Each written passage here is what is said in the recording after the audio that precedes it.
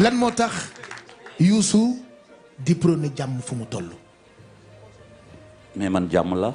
may woote waat nag campagne bi des na ci ñi nga xamante ne ñoo nekk di battre campagne nañu def preuve de responsabilité te xam ne Sénégal dafa am lenn loo xamante ne mooy suñu alal du or gi du pétrole gi du lenn lu duy suñu dal ak jàmm ji nga xamante ne moom la ñu xamee Sénégal. am na élection yu fi jëm yi ñuy dem jëm nii. réew mi soxla boppam ku nekk na nga décider sa bopp. xool en âme et conscience li nga xamee ni que mooy sa carte bi fan nga koy yóbbu ndax lii amal na la njëriñ. li ki des sama yoon nekku bismillah lan nga bëgg laaj Youssou Ndour yow mi di seetaan balaa ngaa tàmbali nag bësal bouton j'aime bi defal ni Safiatou Faye nee na moom day aimé balaa moo seetaan parce que c'est Jadine lii de mooy wóolu na ma dëgg nag képp ku aimé balaa ngaa tàmbali wax ma ko ci commentaire yi kuy dooree agsi ci chaîne bi nag abonneel te nga bindal ma ci commentaire yi Jadine bees la ci la bokk. Père You, where are you? That is my question. lii mooy laaj bi ma daan laaj sunu roi du mbalax le roi du divertissement sénégalais notre superstar super étoile internationale ba dëkk bi jaaxle tàng jër moom dafa mel ni ku fekkeewul ndax kat boolewu ci boppam enfin Père Ndour Youssou ma jigéen Youssou Mari Sène génn na alors mani je reformule Père You, where were you? gis nga nit ni muy soxlaa boppam noonu la réew di soxlaa boppam boo gisee depuis 2019 2020 ma xool ràññee gis ne que réew mi ku ci nekk moo soxla sa bopp soxlawul nga koy influencer wala nga naan ko fii ngay jaar fii ngay jaar. réew mi ku ci nekk moo soxla sa bopp. waaw donc réew bu soxlaa boppam da ngay bàyyi réew ma décider. loolu laa def. Père You, where were you? ah kon lii nga def fa la réew mi soxlaa nga ni muut. ndax nag dëgg-dëgg kenn du ni Youssou Ndour te newoo Sénégal et vice versa kenn du ni Sénégal te newoo Youssou Ndour kon tey maa jigéen Ndour Mari Sène sa jëf rëy na yow nag askanu Sénégal li nga doon laaj mu ngi nii Père You nee na ba nga soxlaa baatam bi ba nga soxlaa doole ja nga ko jox ba muy ndaw ba tey nee na dalaa bàyyeeg sa bopp maandu ci say mbir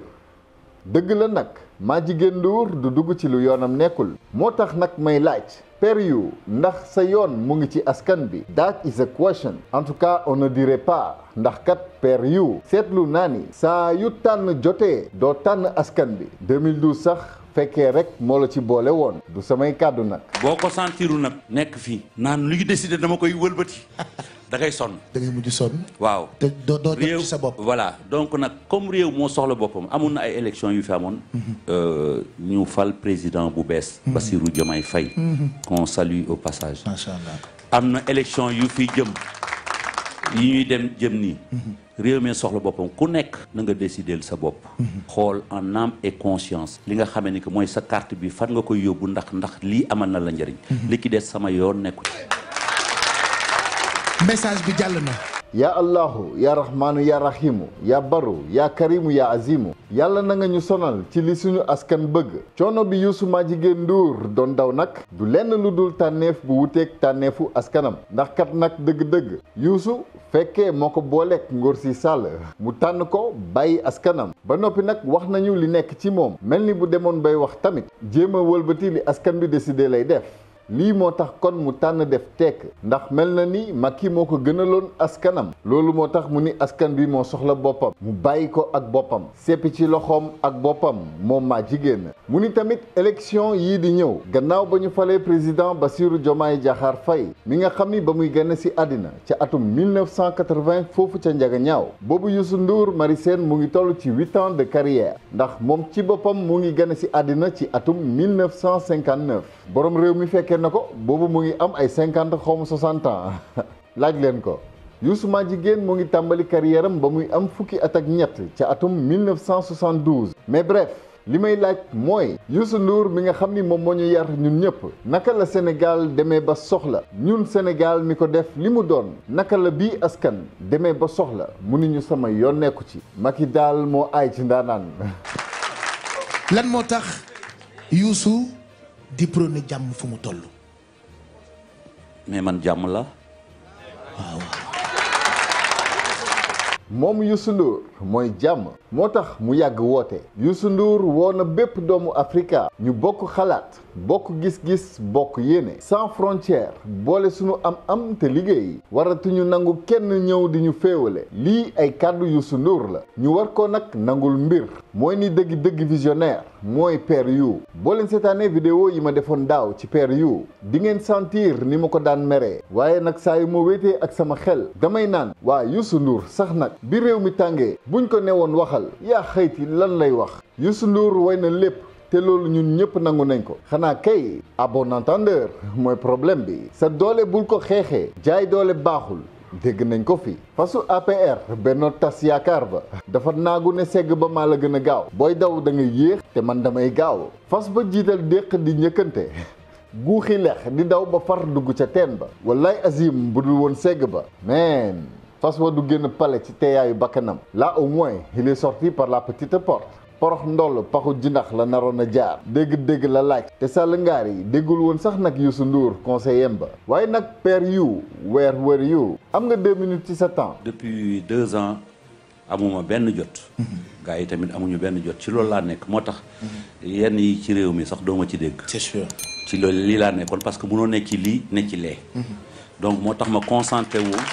2 ans. Père You, where were you ci 2 ans yi? I know my man. I'm speaking fluent and test English. Wall and fluency in English. Mr. Aladji Gueye ci WhatsApp au 77 100 00 11 di ngeen jàng anglais ci lu gaaw di ko bind ak a làkk na mu leen neexee code promo bi neex réew mi nag mooy xam ngeen ko Jadine moo ñu boole Père You nag malheureusement dafa liggéey lu ko ñëpp nawee bañ ko soxlaa mu taxaw ci ginnaaw Sall Ngaari ex Bourguédé mu mel ni moo ko gënal askanam ci loolu mu génn ne Sall Ngaari daal lam tooro xamoon naa ni doo def 3e mandat sama waa ji enfin second quinquennat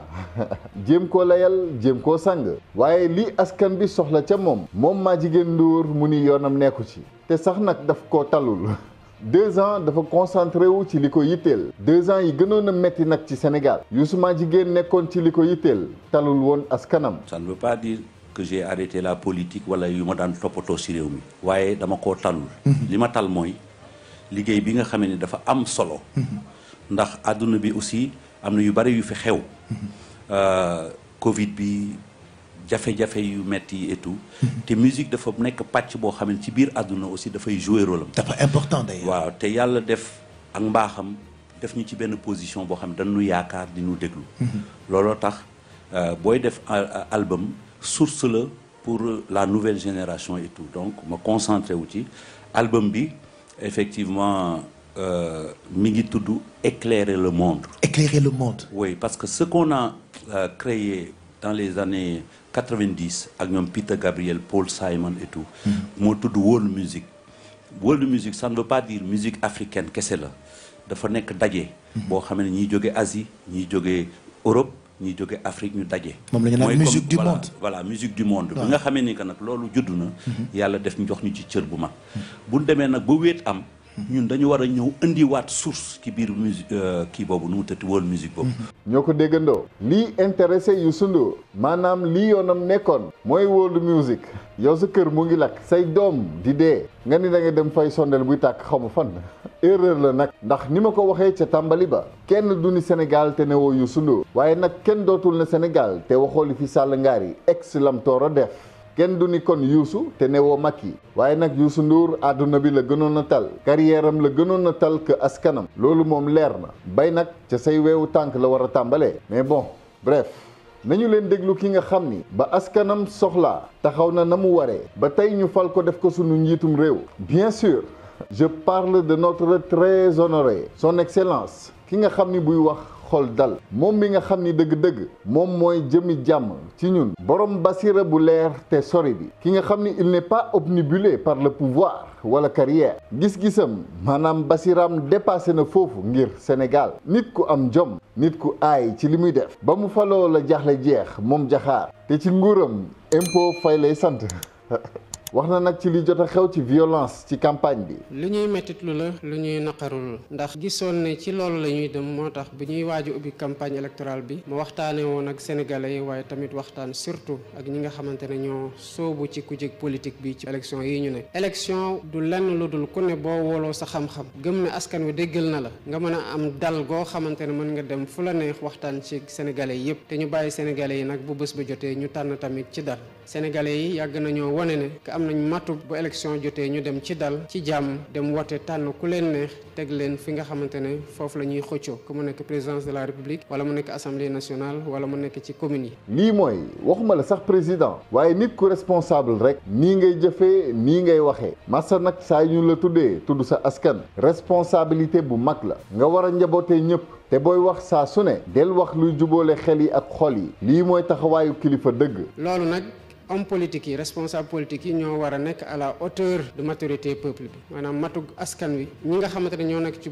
langue politique bi ñoo ci war a yëkkatiku ba egg ci fi nga xamante ne askan wi egg na ci. waaye nag bu loolu weesoo dama yaakaar ne amul benn sénégalais boo xamante ne di nga wéet ndamoo ne dóor nga sa moroomu sénégalais ba gaañ ko wala sax ba def saafaan lu gën a saafaanoo noonu. kon ndam amul ci gaañ sa moroomu sénégalais même bu dee moom dafa gëm ne fii la bokk wala ci langue gay la bokk ñun ñëpp ay sénégalais lañu waaye ñun ñëpp tamit ci askan wi la ñuy dem waxtaane ji ak ñoom te gëm naa ne nag ñi am programme am lu ñu waxtaane ak askan gi pour convaincre leen dal gi mooy seen avantage waaye du xuloo yeeg xeex yeeg fitna ji. képp ku agsi ba fii bu dee aimé nga vidéo bi bindal ma ci commentaire yi président Diomaye yàlla na fi yàgg te wér boo aboneegul aboneel gaaw ndax nag téeméer bu nekk ci yéen ñeent fukk yi ak juróom-ñett yi da ngeen may seetaan saa su nekk waaye abonné wu leen abonné leen te ngeen bindal ma ci commentaire yi Jadine ci laa bokk. bu dee ku bees nga nag bindal ma ci commentaire yi Jadine maa ngi lay soogay découvrir tey wala Jadine ku bees laa ci laa bokk. ñu ngi toll ci 109 655 abonnés ci instant bi may wax nii jàpp leen ci ngeen abonné ñu matal 110 000 abonnés yi képp ku am programme doo campagne violence ñun ñëpp ay sénégalais lañu ànd liggéey réew mi moo ñu war stopper la violence ndax dëgg-dëgg manipulation yi ak attaque de convoi yi moom waratu fi am. bi loolu xewee woo naa ministre de la justice moo ma rendre compte ma ne ko na yoon def liggéeyam quel que soit ñi nga xamante ne foofu la ñuy féetee seen responsabilité bu impliqué ci li ñu def nii yoon na def liggéeyam waaye yoon bu dee def liggéeyam bu mu ci ànd ak benn pression na ci ànd ak dal def enquête ak dal ak tey ba mu wóor ko ne ku ñu toppee dara li nga def lañ la toppee waaye amul lenn loo xamante ne dañ la ko teg te defuloo mënuñoo nangu ci réew moo xam ne nit quel que soit fu mu bokk ak quel que soit ku mu àndal ak quel que soit lu mu yaakaar ne mooy dooleem jàpp na ne mën na jóg song sa moroom kenn ku nekk ci langue politique bi def ko loo xamante ne du mujjee fenn boobu mënul am ci réew mi ndax réew mi nag yoon a fiy dox. réew mi yoon moo fiy dox te nag lii mooy yoon ak foo mënti bokk nag même bu dee parti au pouvoir muy Pastef amul def lu la neex ba noppi yaakaar nguur protégé la te ragal naa sax ñi bokk Pastef ñoo nar a gën a sonn bu ñu wàccee yoon te loolu moom ñun askan bi xam nañ ko bu baax lii nag mooy président da ngaa war a tëddee njaaxaanaay président Diomaye nag borom xel yi lay waxal ku yebu campagne ci jàmm ak dal yar ak teegin dans la joie et la bonne humeur ñu ànd liggéey Sénégal ànd joow sunu gaal lii mooy li war. may woote waat nag campagne bi des na ci ñi nga xamante ne ñoo nekk di battre campagne nañu def preuve de responsabilité te xam ne Sénégal dafa am lenn loo xamante ne mooy suñu alal du or gi du pétrole gi du lenn lu doy suñu dal ak jàmm ji nga xamante ne moom la ñu xamee Sénégalais te investisseurs yi ñu waxtaanal yépp que mu nekk Turquie wala mu nekk Arabie Saoudite li ñu leen jaay mooy Sénégal réew mu dal la te yenn saa yi sax balaa ñu leen koy wax ñoom ñoo koy souligner ne loolu dafay dalal seen xel na mën nañ jël seen koom dugal ko ci réew mi kon mën ñu noo nangu échéance électorale ak bopp bu munti doon mu ànd ak fitna. Sénégal réewu jàmm la réewu teranga lii la ñu xam li fi Macky indi du fi des ñoom opposition bi ak puissance satanique yi nekk seen ginnaaw lenn képp mooy seen mbébét mooy déstabiliser Afrique ci boppam lay wax léegi nag réew mu mel ni Sénégal daf ciy rëcc saa su nekk ndax sénégalais yi dañoo yeewu moo tax maam daan wax naan Sénégal benn bopp la kenn du ko xar ñaar encore moins nag ces apprentis politiciens ni leen Sonko tuddee ces manipulateurs xuus ma ñàpp ñoom seen bopp manipulé dem ba ni sax ni ñoom bu ñu amee doole assemblée réew mi du dox dégg naa sax Anta Poussin nee na day rectifier pour sauver li des nee na Barth lay corriger naan duñu bloqué réew mi waaye nag ndox tuuru na ba noppi an mbaq wala rooti waat yéen a xam na ngeen ñu bàyyi suñu réew rek ñun lii la ñu bëgg. li ci des nag mooy woo na ministre de l'intérieur ne ko mu def ay jéego ci sécurité convoi gën ci góorgóorlu gën a anticiper ci événement yi boobu ko defee mu xool programme coalition yi fu ñu mën a ñàkk ñu bañ faa daje ñoom ñu liggéey seen liggéey ba loolu bañ faa am te na ci amaan ànd ak commandement territorial yëpp ak collaboration coopération directeur de campagne yi nga xamante ne ñoo nekk ci caravane liste yi di nekk di battre campagne ci réew mi. en tout cas ñun askanu Sénégal dañuy ñaan te du sax nag lu ñu war a ñaan ndax logique la mais damaa xam ni président Pastef ku ko bàyyi sañ na génn moom kese dem campagne yi sans sécurité ndax xam na ni ñun askanu Sénégal ñooy sécurité am dëgg la naam waaye nag Ousmane Sonko dootul père de famille bi rek dootul président Pastef rek. c'est le chef du gouvernement sénégalais gouvernement bi nga xam ni ñun askanu Sénégal lay liggéeyal ñu fal président tànnal ñu premier ministre tànnal ñu gouvernement bi léegi nag mu bëgg ko mu bañ ko du sax nag favoritisme wala yu ni mel ndax parti yépp ñoo war a yem képp ci jongante yi naam waaye nag ñun Sénégal dañoo bëgg ñu protéger ñu sunu premier ministre mu koy neex wala déet moo xam day présenté boppam comme le père de famille rek yam ci wala le président du Pastef rek yam ci dafa doon sunu premier ministre ñun kii nag la ñu bëgg ñu assurer ko protection bu mat sëkk convoi am war na mën a am une protection supplémentaire ba kenn du ko sañ a attaqué ñun askanu Sénégal lii la ñuy ñaan te lu war la sax nag bu leen ko bàyyeeg boppam ngir yàlla war a suuli ku d'accord ci lii ma wax bindal ma ci commentaire yi protéger Ousmane Sonko à bon entendeur salaam.